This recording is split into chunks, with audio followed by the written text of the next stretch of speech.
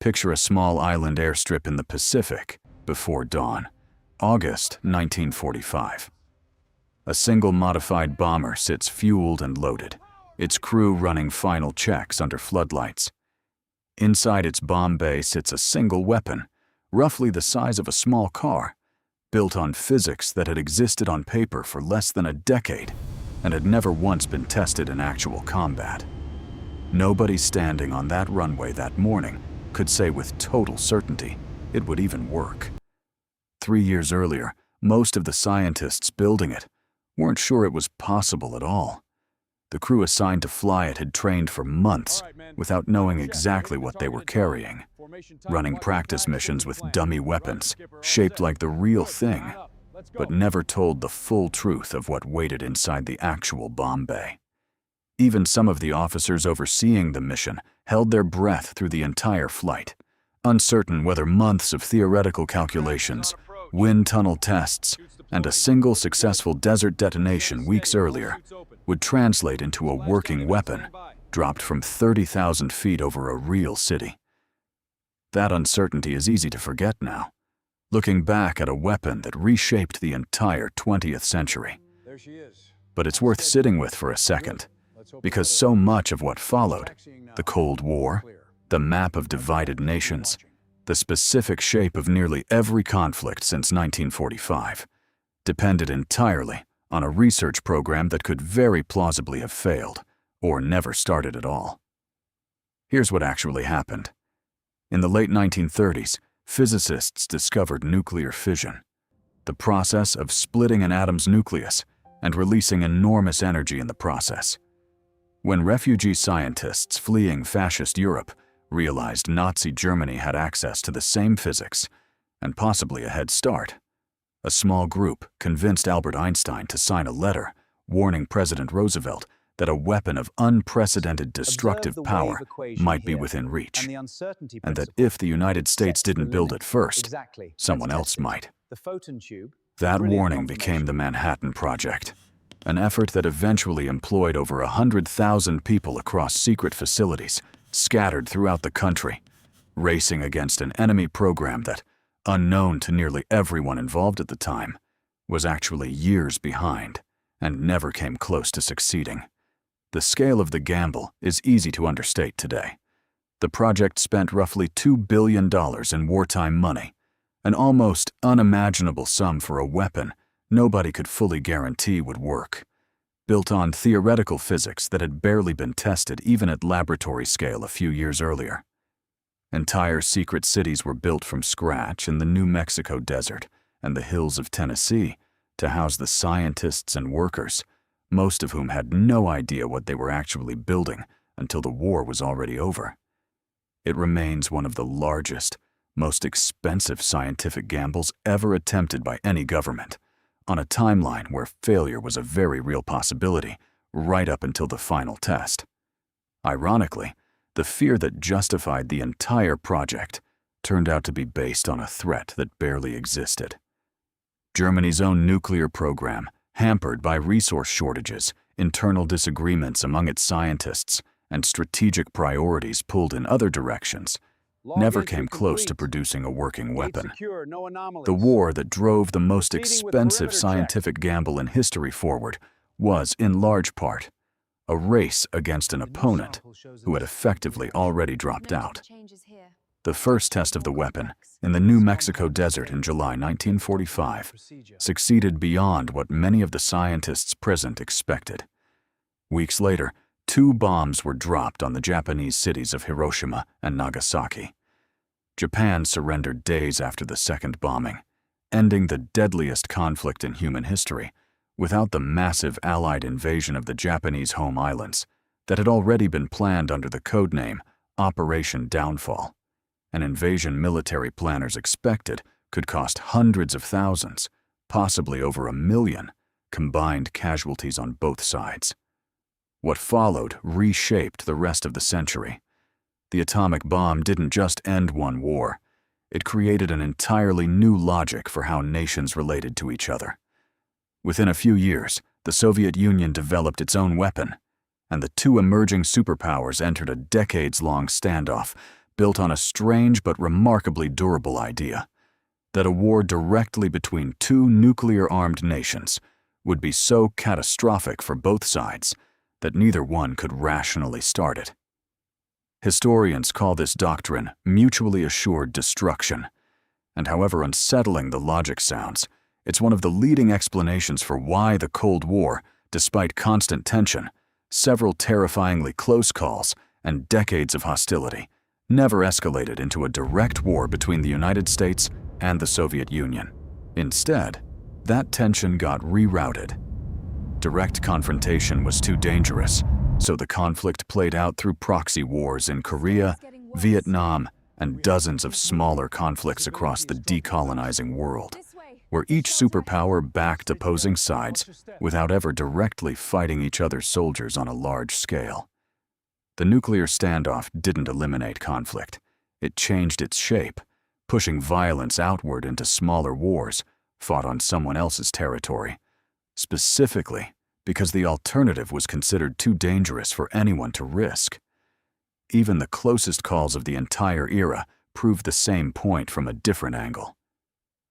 In October 1962, during the Cuban Missile Crisis, the world came about as close as it ever has to direct nuclear war between the two superpowers, over Soviet missiles stationed just off the American coast. What actually stopped that crisis from tipping into war wasn't a lack of anger or provocation on either side. It was the shared, absolute understanding of exactly what a nuclear exchange would cost both nations. Remove that specific fear, and it's worth asking whether a similarly tense standoff, fought only with conventional weapons and troop movements, would have been resolved with the same restraint, or whether it would have escalated the way earlier standoffs, before nuclear weapons existed, so often did. So that's what happened. Now, otherwise. Picture that same island runway one more time, except the bomb bay is empty, because the weapon inside it was never built at all. Maybe the Manhattan Project's engineering challenges, separating enough weapons-grade uranium, achieving a workable plutonium implosion design, simply take longer than the war allows. Maybe key theoretical breakthroughs land differently, delaying the program by years rather than months. Maybe, without the same fear of a competing Nazi program driving urgency, funding, and political will. For a project this expensive and uncertain never fully materializes in time. Without the bomb, Japan's surrender doesn't come in August 1945.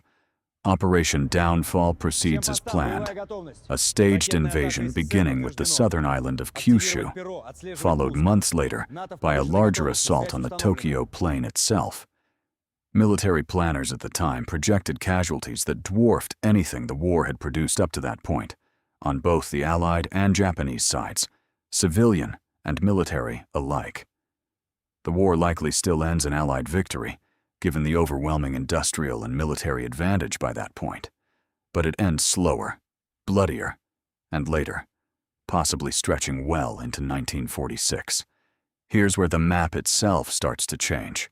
The Soviet Union had already declared war on Japan just before the historical surrender, rapidly overrunning Japanese-held Manchuria and pushing into the northern Japanese territory.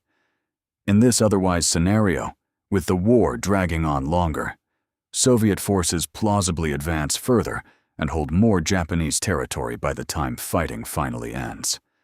Some historians who've studied this exact scenario point to something very close to the post-war division of Korea and Germany, happening to Japan itself, a Soviet-administered North, an American-administered South, an artificial boundary running through what's now a single unified country.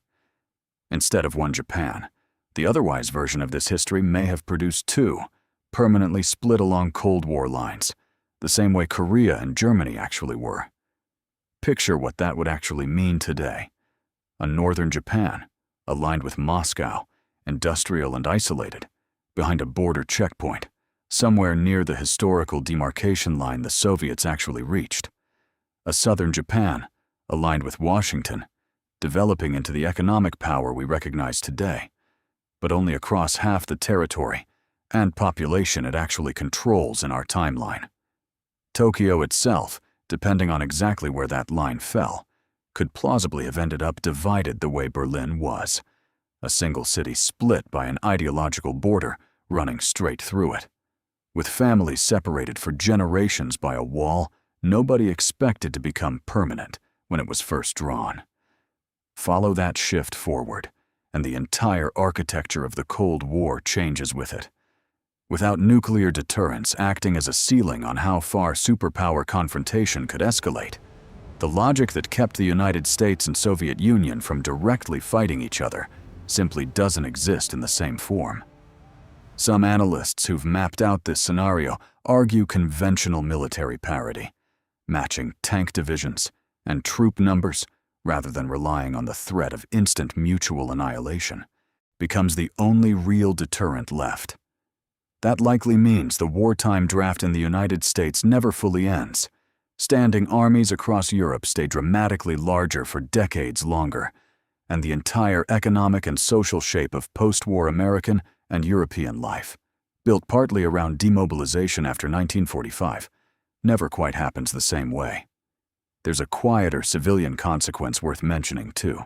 The same underlying nuclear physics that made weapons possible also made nuclear power plants possible, and a huge amount of the early research, materials, and trained specialists came directly out of weapons programs. Delay or eliminate the wartime bomb program and civilian nuclear power, which today provides a meaningful share of electricity in countries like France, the United States, and Japan, likely develops on a slower, less funded timeline, or looks completely different, shaped by whichever nation's civilian scientists happen to pursue the research first without a wartime government footing the bill. Decolonization plays out differently, too, with a divided Japan already demonstrating exactly how contested territory could be split along ideological lines, and without a nuclear ceiling limiting how aggressively either superpower is willing to intervene.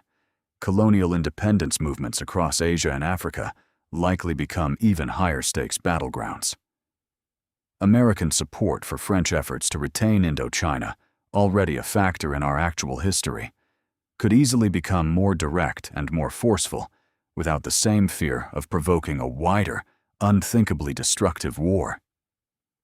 Movements toward independence in India, in various African colonies, in Southeast Asia, all risk becoming proxy fights, fought with greater intensity and less restraint, precisely because the worst-case outcome of superpower confrontation no longer carries the same civilization-ending weight it did in our actual timeline.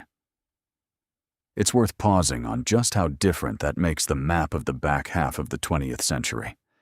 Newly independent nations in our actual history often had room to maneuver between two superpowers, wary of pushing each other past a nuclear breaking point. Remove that ceiling, and both superpowers may simply be willing to commit more troops, more resources, and more direct military force to keep contested territories in their own camp, leaving far less room for the kind of non-aligned independence movements that shaped countries like India, Egypt, and Indonesia in our own history. Entire regions could end up divided along Cold War lines far more rigidly and far earlier than they actually were, with fewer nations able to chart a genuinely independent path between the two blocks. And there's a harder, more uncomfortable version of this otherwise scenario worth sitting with honestly. Removing the specific weapon doesn't remove the underlying tension between two competing systems of government that were always going to clash after 1945. Some of the historians and strategists who've mapped this scenario out point to something bleaker than a longer Cold War, a real, non-trivial chance that a direct war between the United States and Soviet Union, fought with conventional weapons at a scale approaching the two world wars combined, breaks out at some point in the following decades, precisely because neither side has the one deterrent that, in our actual history, made that outcome nearly unthinkable. So maybe the strangest part of this whole scenario isn't the map of a divided Japan, or the drafts that never end, or the colonial wars fought harder and longer. It's the possibility that the single invention most people associate with humanity's capacity for total destruction may also be the specific reason a second world-ending conflict between global superpowers never actually happened. The same weapon that ended one war in horrifying fashion may have quietly prevented an even larger one from ever starting, simply by making the cost of trying too catastrophic for anyone to accept. That's an uncomfortable kind of otherwise to sit with, not a version of history where everything gets better without the bomb, but one where an entirely different, possibly worse set of consequences takes its place instead. The scientists standing in that New Mexico desert in July 1945 weren't just testing a weapon. Without fully realizing it, they may have been building the exact mechanism that kept the rest of the century from repeating its worst chapter all over again on an even larger scale. It's worth remembering that none of this was designed as some kind of grand strategic solution to future wars. The physicists racing to finish the bomb were driven by fear of a fascist regime getting there first, not by any theory about how deterrence might reshape global conflict for the next 80 years. The stabilizing effect the weapon eventually had on great power war was a byproduct nobody planned for, discovered only in hindsight, decades after the fact, by historians and strategists trying to explain why the worst-case war everyone feared during the Cold War never actually arrived. If the single invention most associated with mass destruction may have quietly prevented an even larger catastrophe simply by existing, it raises an uncomfortable question worth sitting with. How many other inventions we consider humanity's darkest achievements might actually be the reason something far worse never happened at all? That's exactly where we're headed next time on Otherwise, into the discoveries that may have saved us by terrifying us first. Subscribe and find out what else we got away with.